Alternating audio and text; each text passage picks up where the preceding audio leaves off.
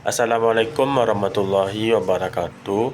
Perkenalkan, nama saya Faiz Azhari dari jurusan Ilmu Perpustakaan Informasi Islam dari kelas IPA. Saya akan membahas soal luas mata kuliah sejarah perpustakaan Islam. Yang pertama, jelaskan tokoh-tokoh perpustakaan Islam di Timur dan Barat. Tokoh-tokoh perpustakaan Islam di Timur, yang pertama ada Al-Ma'mum, yang memiliki peran mendirikan Baitul Hikmah di Baghdad, Irak, dan mendukung penerjemahan karya-karya Yunani ke dalam bahasa Arab. Yang kedua ada Al-Farabi, memiliki peran seorang filsuf dan ilmuwan serta memiliki atau menulis banyak karya menggabungkan pemikiran Yunani dengan ajaran Islam. Yang ketiga Ibnu Sina, seorang dokter dan ilmuwan yang menulis banyak karya yang menjadi referensi utama di perpustakaan-perpustakaan di Islam dan Eropa.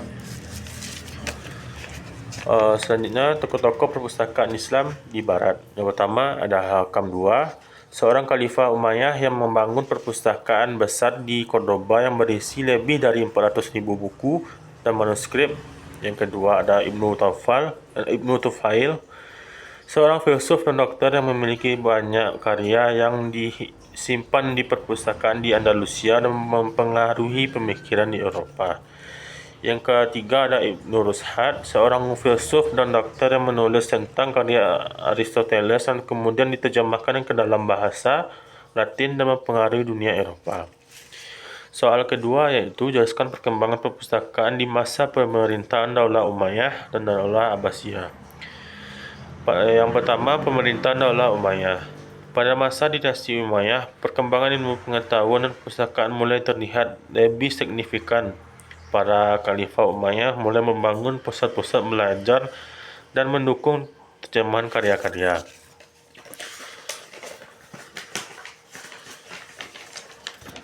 Terjemahan karya-karya dari berbagai bahasa dan perpustakaan mulai didirikan di masjid-masjid besar dan tempat-tempat belajar lainnya.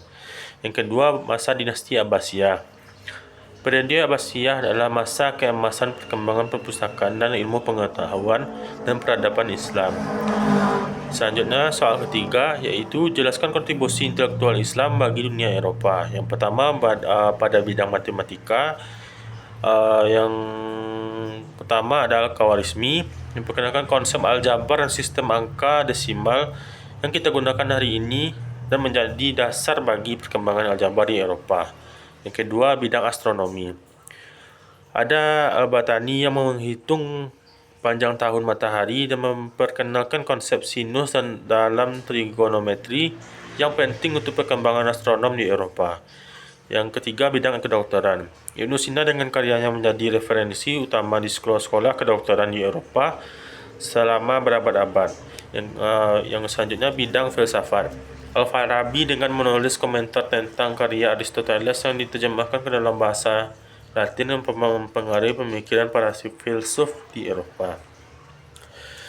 Selanjutnya, soal nomor 4. Jelaskan dalil-dalil Al-Quran tentang perpustakaan Islam. Berikut adalah beberapa dalil Al-Quran yang mendukung pentingnya perpustakaan. Yang pertama, surat Al-Alaq ayat 1-5. Ayat ini merupakan wahyu pertama diterima oleh Nabi Muhammad SAW. Mereka menekankan pentingnya membaca, menulis, dan pengetahuan yang merupakan dasar dan keberadaan perpustakaan. Yang kedua, surat Al-Mujadilah ayat 11. Ayat ini menekankan bahwa yang diberi ilmu pengetahuan akan diberikan kedudukan yang lebih tinggi. Penyimpanan dan penyebaran ilmu memiliki perpustakaan adalah cara untuk memenuhi perintah ini. Selanjutnya, surat Az-Zumar ayat 9. Ayat ini menunjukkan bahwa orang yang memiliki pengetahuan memiliki kedudukan yang lebih tinggi dibandingkan dengan orang yang tidak memiliki pengetahuan. Ini mendorong umat Islam untuk mencari ilmu yang difasilitasi oleh perpustakaan. Selanjutnya, soal nomor 5 yaitu jelaskan faktor-faktor kemunduran perpustakaan Islam baik secara internal maupun eksternal. Yang pertama, internal. Kurangnya dukungan dari pemerintah. Seiring waktu, beberapa penguasa muslim mengalihkan fokus mereka dari ilmu pengetahuan dan pendidikan ke urusan politik dan militer. Selanjutnya, perpecahan politik dan konflik internal seperti perang saudara dan banyaknya wilayah-wilayah pecah menjadi kerajaan kecil yang tidak mendukung pesan-pesan ilmu pengetahuan. Selanjutnya, secara eksternal, yaitu yang pertama adalah serangan dan penaklukan oleh kekaisaran asing. Penyerangan yang dilakukan oleh bangsa Mongol perang salib yang mungkin memperburuk keadaan wilayah Islam. Yang kedua, kemajuan teknologi di Barat. Revolusi industri dan perkembangan teknologi di Eropa membuat dunia Islam tertinggal dalam berbagai bidang ilmu pengetahuan dan teknologi. Yang ketiga, keterbatasan akses terhadap sumber daya. Banyaknya wilayah Islam yang tidak memiliki akses terhadap sumber daya teknologi modern yang diperlukan untuk menjaga dan mengembangkan perpustakaan mereka. Sekian. Assalamualaikum warahmatullahi wabarakatuh.